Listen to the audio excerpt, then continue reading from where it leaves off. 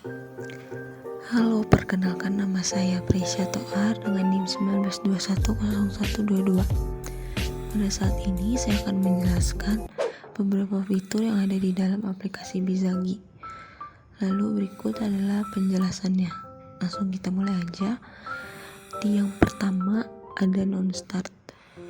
Itu berfungsi untuk menunjukkan di mana proses tertentu itu dimulai. Lalu di dalam event start event terdapat beberapa jenis start yang lain, yaitu yang pertama ada timer start. Itu digunakan ketika awalan suatu proses menunjukkan tanggal atau waktu. Lalu yang selanjutnya ada message start, digunakan ketika pesan datang dari pengguna dan memicu mulainya proses. Lalu selanjutnya ada signal start, awal proses yang memicu kedatangan sinyal yang telah disiarkan oleh proses lain. Lalu selanjutnya ada conditional start, di mana jenis peristiwa yang memicu mulainya proses ketika suatu kondisi itu benar. Lalu ada parallel multiple start yang menunjukkan bahwa ada beberapa pemicu yang diperlukan untuk memulai proses semua, dan pemicu harus memicu sebelum proses dipakai. Lalu yang terakhir ada multiple start, itu berarti ada beberapa cara untuk memicu proses, namun hanya satu dari mereka yang akan diperlukan.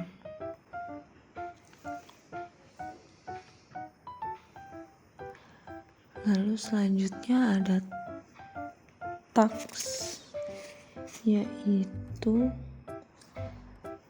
aktivitas dalam aliran proses.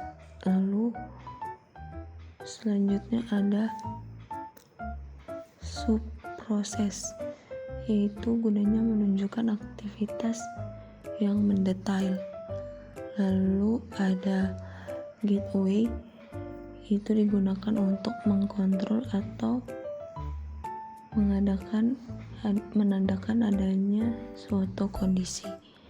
Lalu terdapat intermediate event yang menunjukkan di mana sesuatu terjadi antara awal atau akhir, dan simbol itu mempengaruhi aliran proses. Lalu selanjutnya ada end event, yaitu yang menunjukkan berakhirnya suatu proses. Lalu terdapat sequence flow, di mana itu adalah urutan aktivitas yang akan dilakukan dalam proses. Lalu selanjutnya ada association, yang digunakan untuk mengimbangi suatu aktivitas atau menghubungkan suatu informasi. Lalu ada message flow, itu untuk menunjukkan aliran pesan antara dua pelaku atau aktivitas. Selanjutnya ada pool adalah representasi garis dari pelaku atau peserta kolaborasi. Lalu selanjutnya ada lane, itu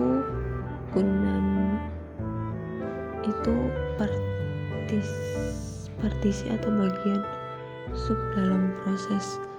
Lalu ada milestone, itu subpartisi dalam proses yang menunjukkan tahapan yang berbeda selama proses. Lalu selanjutnya ada data object, yaitu menyediakan mekanisme kegiatan untuk mengambil atau memperbarui informasi tersimpan yang akan ada di luar ruang lingkup proses. Lalu ada data store, itu menyediakan mekanisme kegiatan untuk mengambil dan memperbarui informasi tersimpan yang ada di luar ruang lingkup proses.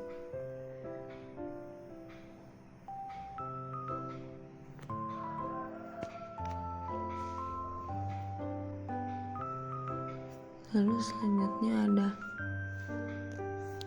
grup, di mana pengelompokan unsur-unsur grafis yang berada dalam kategori yang sama. Lalu ada annotation, itu model untuk memberikan informasi tambahan bagi pembaca dalam BPMN. Lalu selanjutnya ada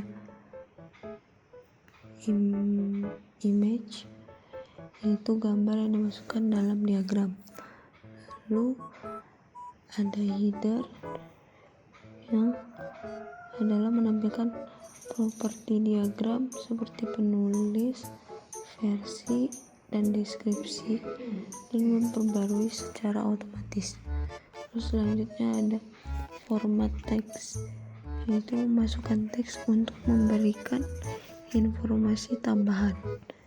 Lalu selanjutnya custom artifacts, membantu mendefinisikan menggunakan artefak sendiri. Itu adalah beberapa fitur atau simbol yang terdapat dalam aplikasi Bizagi Modeler.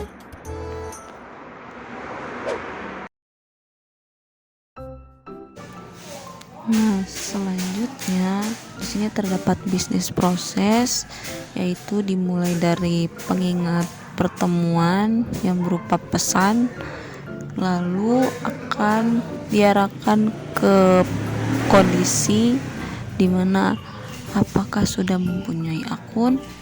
Jika tidak, akan diarahkan untuk membuat akun, lalu akan ditinjau untuk prapersetujuan, lalu terdapat kondisi prapersetujuan. Jika di bawah dari $200, maka uang akan dikirim, lalu akan dikirimkan ke akun karyawan, lalu proses selesai.